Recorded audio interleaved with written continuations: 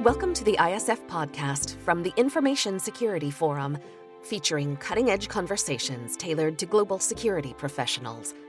I'm your host, Tavia Gilbert.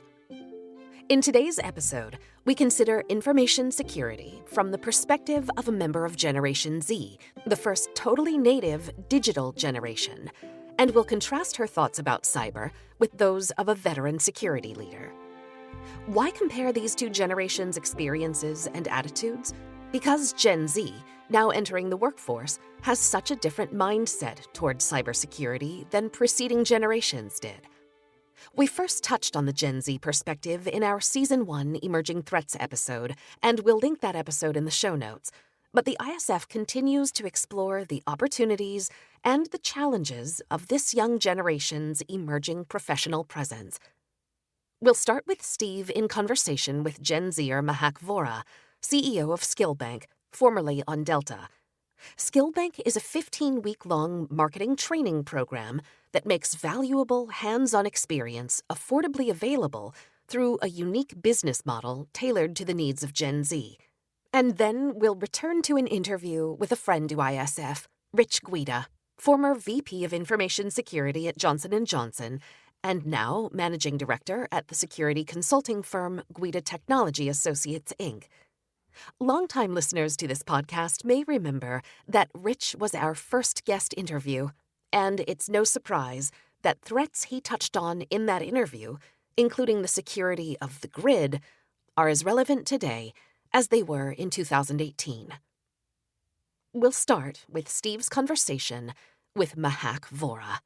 I think it'd be really helpful if you could just give me an overview of how you came to be CEO of a number of different startups and really engaged in this whole social media, disruptive education, a whole range of different really interesting things. So how did that all come about? Yeah. So my startup journey started while I was in college. I was studying computer science at Purdue University. And going into my freshman year, I knew that I didn't want to go work at a big tech company. I wanted to use the skills that I was learning to build something of my own. And after my freshman year, my friend invited me to San Francisco for a conference for college dropouts that were looking to start companies. And when I showed up at this conference, there were 400 people there who hadn't gone to college and were building companies and had gotten funding. And this just completely blew my mind because I'm from a small town in West Virginia. And to me, I always thought that, you have to go to college, you have to get a degree, you have to go work somewhere, you have to get experience, and then you can start something. So to see people that were just jumping like feet in, no experience maybe beforehand, was a really wild concept to me. But that weekend just completely changed my life. And when I came back from San Francisco, I set myself on a mission to convince my parents into letting me drop out. Mm-hmm. And a year later, I finally got them to accept it after a lot of conversations. They gave me 6 months and they were just like, all right, if you can figure things out in San Francisco for the next 6 months and become financially independent, we'll let you do it. So one of the ways that I convinced them was by starting a advertising agency at Purdue, where we just worked with a lot of the startups that were there. As it turns out, Mehak didn't fail. She thrived, creating a successful startup around LinkedIn marketing before moving on to start on Delta, the education company she currently runs, rechristened Skillbank. You said you'd walked into this environment, 400 people, hadn't been to college, or looking at starting up businesses and what have you. Obviously, the industry that I'm in, the cyber business, information security and risk management, we're suffering from a skills shortage. We simply can't find enough people who want to work in that space. And there was a little bit of an alarm bell that went off for me when you were saying that, because I was thinking, well, the great sort of hope for a lot of organizations is, well, we can target Gen Z, new millennials, they'll come in, they'll, and that kind of thing.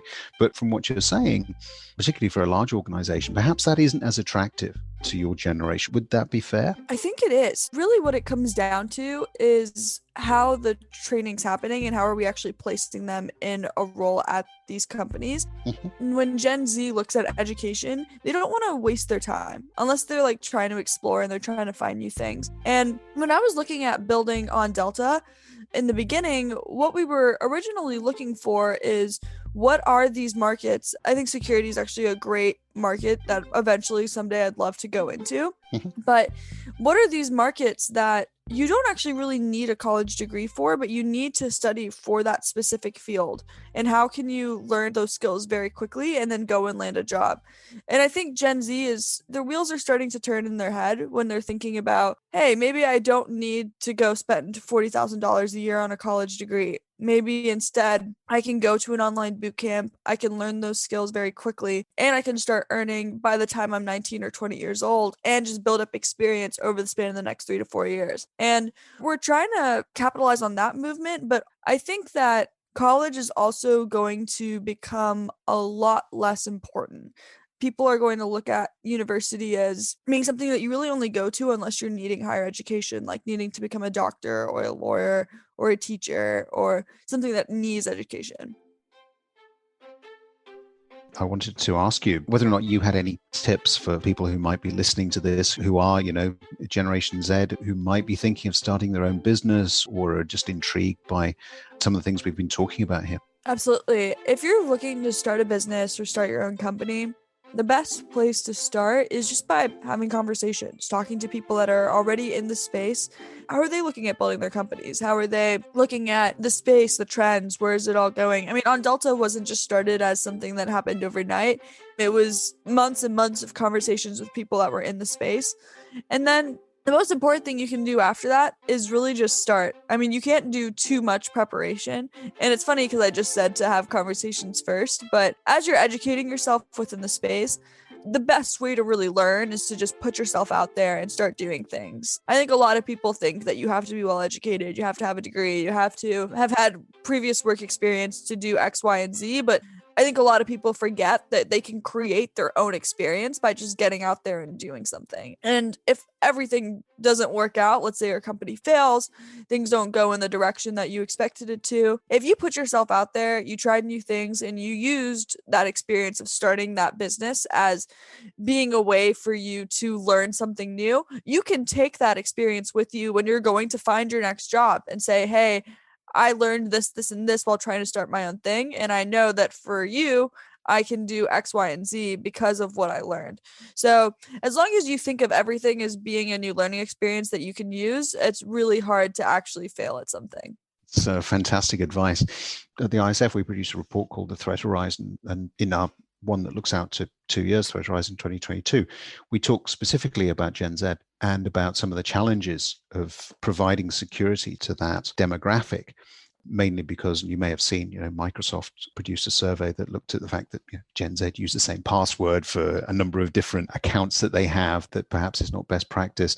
Obviously, Gen Z have grown up sharing information on a much, much broader scale than, say, boomers in particular, or Y or X. And so there's a whole range of different issues that organizations are going to have to come to terms with as millennials, Gen Z in particular, move into the workplace. The reason I keep hammering the security piece is that kind of enthusiasm that I think that the security industry could really take advantage of and benefit from. One of the challenges I think that everybody faces is that security is no longer restricted to large-scale business. It affects every single one of us because everything that we do that is connected in some way has the potential for a security breach and access into our own information. And clearly, one of the big challenges is around that whole sort of awareness piece. So I'm interested in any of your thoughts around that. Yeah, I think because of the internet, we have a lot of access to more information. And I think because of that, it's made us a little bit more trusting with how information is shared with us, what information is going out from our phones.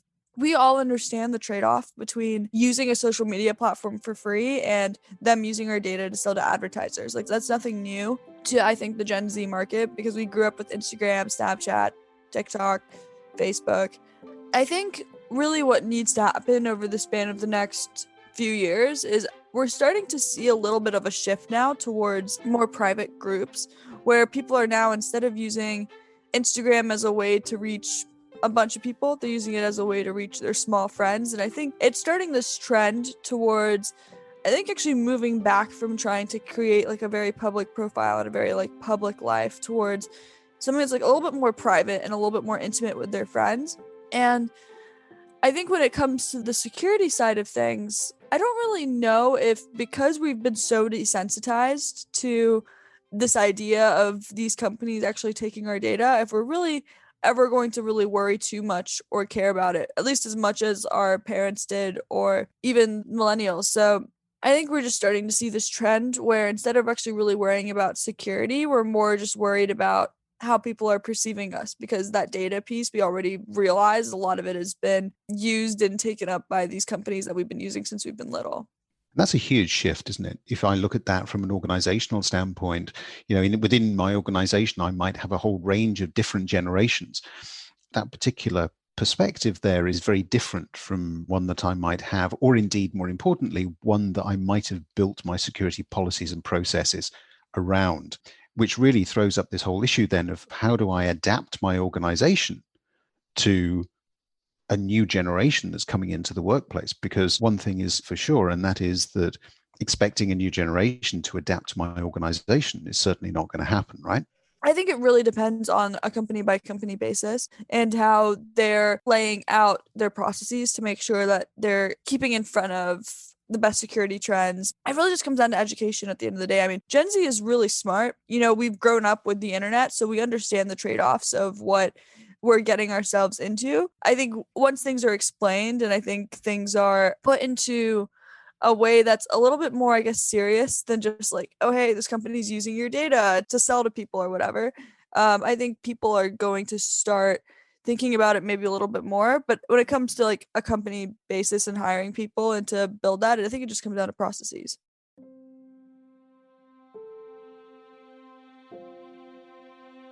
With her unconventional career path, Mehak embodies her generation's fresh approach to old problems.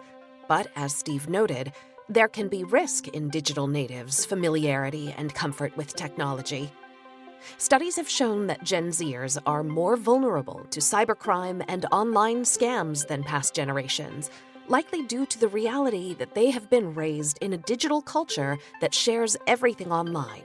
They've grown accustomed to the Internet of Things, and they even expect a certain level of digital surveillance. This means that their norms around security and privacy are very different from older generations, like Rich, Guida, Steve, and me. See, I remember 8-track tapes and, back in the old days. I remember getting VHS, like a video player, renting it from the the movies. video store. Absolutely. It was a big deal. It was. And you're right. Rich has a lifetime of experience in the security industry and has witnessed countless advances in technology, especially the explosion in the volume of data and the way that data is shared. He evaluates new technologies with a degree of healthy skepticism, especially when it comes to information security. I'm interested just to talk about your impression of the way in which technology has changed. You've had a lot of experience in the use of it, both in the public sector with the Navy, for instance, more latterly in the private sector over a number of years. And so I'm intrigued to see how the different technology tools that you've used in your work have changed and perhaps some of the challenges you yourself have faced in adopting some of those and indeed, perhaps more importantly, getting people that you've worked with to adopt those. Well, I guess I would start, first of all, I always like to establish what biases I might have. And my first bias is I look through everything with the prism of information security. And information security, of course, encapsulates the confidentiality, integrity, and availability of data. Now, the reason I say that right from the get-go is that naturally one takes a somewhat skeptical view, or skeptical is maybe too strong a word. One takes a view that is a bit hardened with respect to the uses of technology that a typical technology user might not adopt. So most users of technology, and I've seen this over the years, they adopt the technology, they, as what I like to call, whistle past the graveyard, which means basically something bad hasn't happened to them, and so therefore they're fat, dumb, and happy, and they enjoy it. It makes their life better, which is good. It makes their lives better. But they don't think about what bad things can happen as a consequence of the use of that technology until the bad things happen. They may even hear news stories about bad things happening to others, but it doesn't relate to them unless it happens to a family member or a good friend or to them themselves. So as a security professional, what I try to do is enlighten people, whether they be lay people or people in enterprises, in companies, wherever it might be. I try to enlighten them as to the risks associated with the uses of technology. And those risks have become more and more profound over time. They become profound for several reasons. A lot of devices that used to operate in isolation, such as devices in power plants or in distribution centers or wherever they might be, they used to operate within their own environment, but not connected globally to the internet, not connected to an environment which is much more hostile. So those same devices, lacking the security protocols and mechanisms that are built into more modern equipment, are now being exposed, have been exposed to the internet. And the consequence of that is a tremendous growth in the vulnerability, spectrum, so, shall we say. And so I worry that people don't appreciate that. There's an old saying in security that you're very familiar with, which is you've got to build security, design security in at the time that a device or a protocol or a system is designed at that time. Don't try to tackle it later. Don't try to tack it on as an add-on feature, because if you try to do it that way, you're going to miss some subtle elements that could have been eradicated during the design phase, but you're past that phase. Well, that doesn't exist today, okay? It doesn't exist with historical equipment and devices and protocols, and it also doesn't even exist with many modern pieces of equipment where the rush to get something to market overwhelms the need to do it right from a security standpoint. So if I can get something to market and it appeals to the masses, that's a success. I can make money at that. Later on, if it turns out that device is vulnerable to all sorts of security attacks, all sorts of threats, who cares? Because it's now in the hands of the consumer. I've made my money. I move on. That is a very narrow kind of myopic view, but I've seen that happen over and over and over again. So to answer your question, the progression of technology that I've observed in my, having lived on the face of the planet for 150 years, the progression of technology that I've observed has been from very isolated types of activities where the need for security was not very profound and security could be employed in a very isolated kind of way and was effective in that respect, to very interconnected devices, Internet of Things, that sort of thing, where security is an afterthought. It was an afterthought in the first place. Now it's a double afterthought. And the consequence is we have a large spectrum of devices connected to the internet that actually don't belong being connected to the internet, but they are. And that is a very worrisome, a very fragile situation. That's where the security professional steps in and says, okay, I've heard what you've had to say. Let me now convert this into a risk or into a set of risks. You then go back and say, okay, I've converted your areas of concern into risks. And by the way, some of your areas of concern you don't really need to worry about because you're maybe unaware of mitigations or other things that we have in place, or you just may not be thinking right about something. Conversely, there are other things you're not worried about that you really should be worrying about.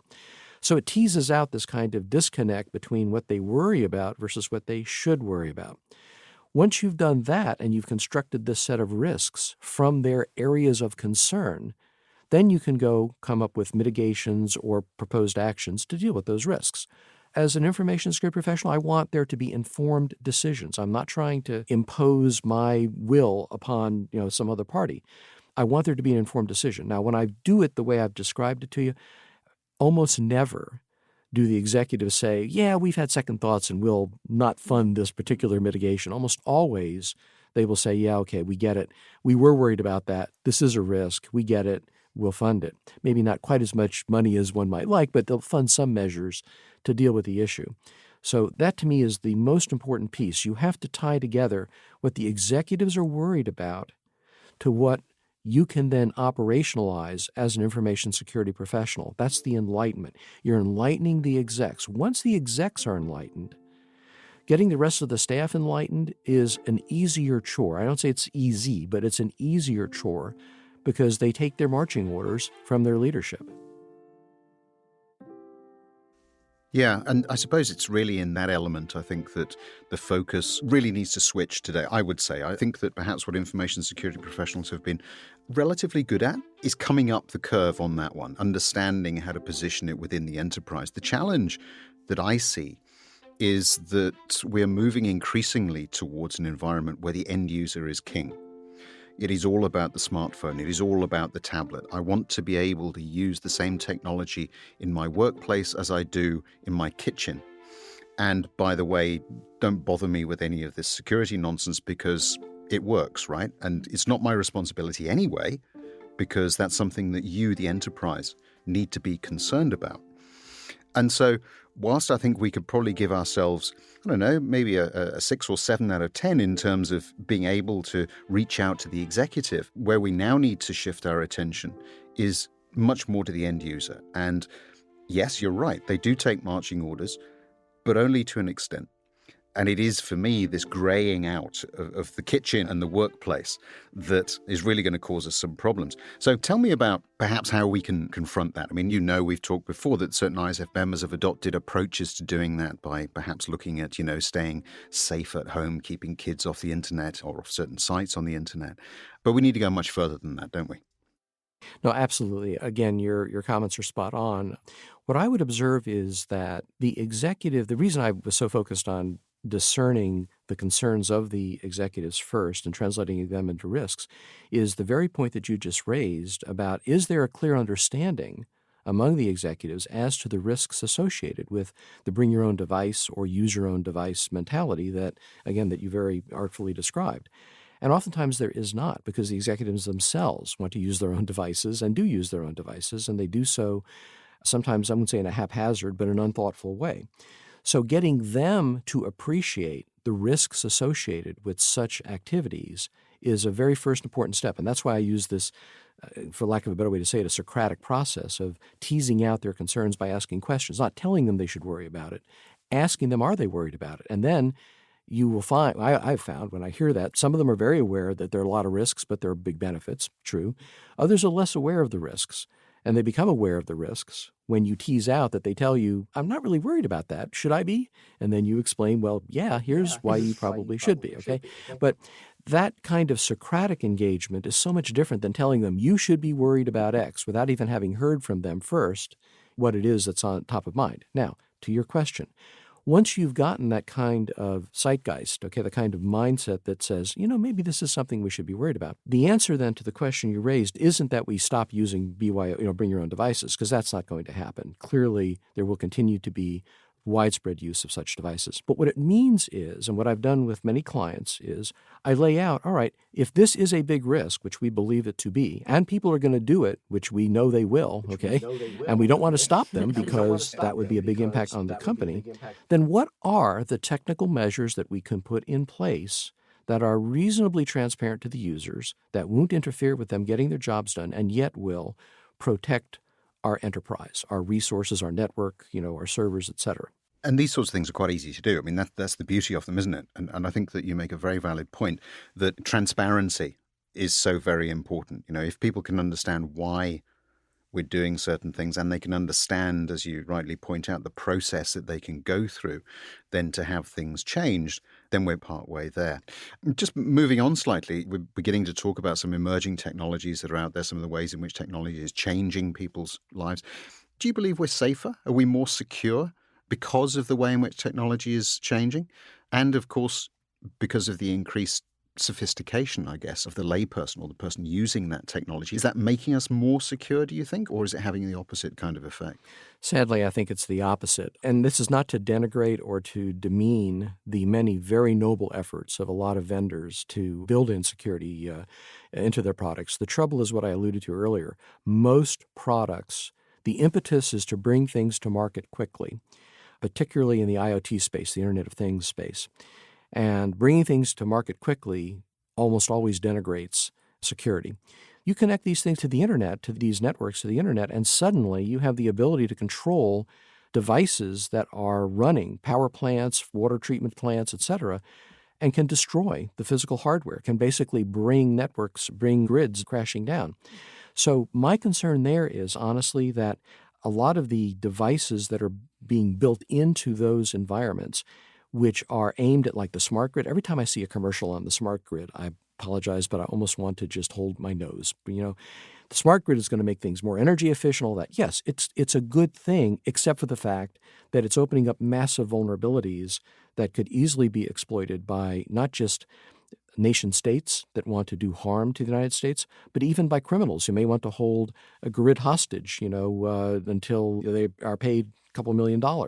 So criminal organizations, the nature of the threat changes when these things get connected to the internet. So my point in saying all that is just that I think that as a whole, society as a whole is getting less secure, not more secure, as we do all these things. Now, do I think that means that we're headed to Armageddon or to a situation where, where we shouldn't be doing that stuff? No. I think what it means is there has to be, and this is a bad word these days, but there needs to be appropriate government regulation of devices that are providing public services. Now, what about devices owned by individuals? Here, the calculus is a bit different. I would agree with you, certainly, that I think that some of the devices that have more recently been brought to market do appear to have much better security built into them than older devices do. The trouble that I see is that these devices, first of all, they're not yet ubiquitous. We still have a lot of older devices in the environment which are pretty profoundly corrupted or corruptible. And the newer devices have only been in the marketplace for brief periods. It has not yet been established just how secure they really are. Those I continue to be extremely worried about. The Nest thermometer. There was on Amazon, there was a coffee maker where you could buy it, and it would connect to the internet, so you could control it over the internet. This is a coffee pot that has to connect to the internet. So that is an example of an IoT device that I just ask myself, why? Well, because it's jazzy and you can make a few extra dollars selling it. Yeah, at the same time, you now create an opportunity for a botnet to go absorb it. So it's just that kind of mindlessness that worries me. Let me describe it this way. I have two competing products. One team plows ahead, ignores security, doesn't worry about encrypting contents, encrypting transmission, doesn't worry about any of that, just plows ahead, produces the product, a year later, okay? The other team wants to produce the same product, and they are thinking about, we better encrypt stuff early on, we better build in strong authentication protocols, better build in strong controls for managing privileges, better do all those things. And they might take an extra couple of weeks, an extra month, because they have these additional requirements imposed on them that were not imposed on the other team. If I'm a leader and I don't know much about security, I don't want to know much about security, I don't care about it that much because most of my customers may even be off-put by having to put in, a longer password instead of just typing in, my mother's name, something like that. Oftentimes, sadly, they go with the first team. They don't go with the other team. To them, the convenience of use and the time to market is more important than anything else. And then later, when a problem does emerge, okay, we'll fix it. Mm-hmm. Meantime, all the customers have bought this product, they've deployed it, they've used it, and now they're stuck to some degree with the product, and they have to now await the fix. I'll give you an example. This is not to pick on any company, but Apple. You may remember there was a celebrity whose account was hacked. Mm-hmm. I think it was iTunes or something. The account was hacked. And it turns out the reason it was hacked was because the account did not have any limit on the number of failed attempts. You could try to log in unlimited number of times. And that was portrayed as a feature. You'll never get locked out of your account, right? Mm-hmm. Well, when the celebrity got hacked, Apple changed their tune, so to speak, and they put in, I think it was 5 or 10, a limit of 5 or 10 attempts before a lockout occurred for a certain period of time. That was a good example of a security requirement that should have been there from the beginning, but was not, because they decided it wasn't important. I think that the education of the buyer is something that is achievable, but it will take time. I use as an analogy automobiles. 50 years ago, when I first started driving, they were pretty darn unsafe. They didn't have seat belts, they didn't have any of that stuff, certainly no airbags, any of the above. My automobiles now are much safer. They have the airbags, they've got collision avoidance, they've got all that technology built in. And as a consumer, I know that my sons, a lot of people I know, do ask about the IIHS ratings or the NHTSA ratings, on safety for the vehicles. I want to buy a vehicle that's safe, okay? And then I'll pick color and other things, but safety and reliability are the two most important things. Now, granted, I'm an engineer, but that nonetheless is filtered into kind of the zeitgeist of people's thinking. I like to think that that same kind of way of thinking will ultimately prevail with a lot of these devices, but it's going to take longer because you can do safety ratings on automobiles, collision tests and things like that. They're much more easily performed than a lot of security tests, okay? Security is a much more complicated beast than collision tests, but nonetheless you can do that. So that is a hopeful kind of signal that might drive us in the right direction, so to speak. An interesting and valuable conclusion there from Rich Guida, and one that directly answers Mehak Vohra's observation that Gen Zers are willing to trade aspects of privacy and security for access to information or tools online. Will end users of any generation proceed with more caution when there are security tests, with results that inform our decisions, responding to the risk of such technologies? What I think we can take away from these two viewpoints is that with Gen Z's arrival in our workplaces, they bring ambition, creativity, and a willingness to find new ways of approaching old problems that will doubtless be a major benefit to their enterprises. Members of Gen Z also bring the perspective of a new generation of consumers. Clearly, security teams can benefit from both the experience and wisdom of age and the creativity and fresh perspective of youth. The most successful organizations will be those that best blend team members of all ages, and this will require receptivity and education for workers of all ages. Savvy organizations also need to adapt to Gen Z's norms and attitudes around security and privacy. They will need to cater their training and awareness materials to the ambivalence about technology that this generation holds, and they need to pay close attention to Gen Z's embrace of social media and the impact of their lifelong immersion in digital technology. Thank you to both Rich Guida and Mehak Vohra for participating in today's episode. Next week, Steve is in conversation with Matthew Doan, Senior Manager at BCG Plantinian and Cybersecurity Policy Fellow at New America. Steve and Matthew will talk about growing a skill set, finding purpose at work, and what the workforce of the future might look like. Here's a preview from that conversation. Say if you've got 100 technical experts, say in a cybersecurity organization, and they've got every certification you could ever want.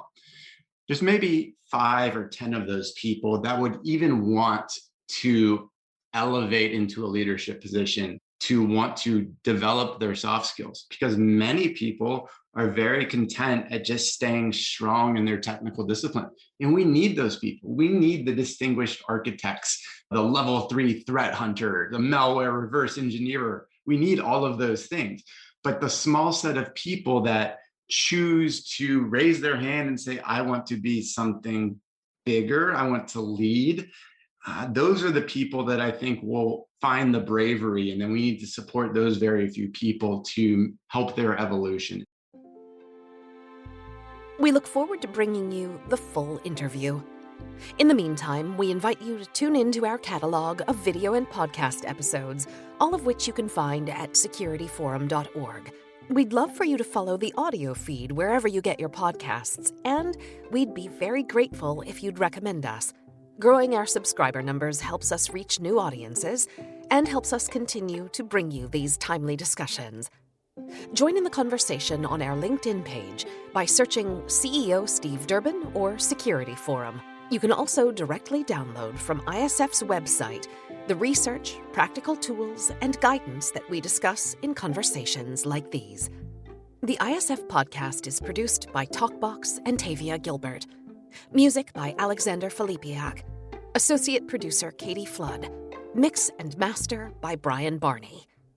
Thanks for listening.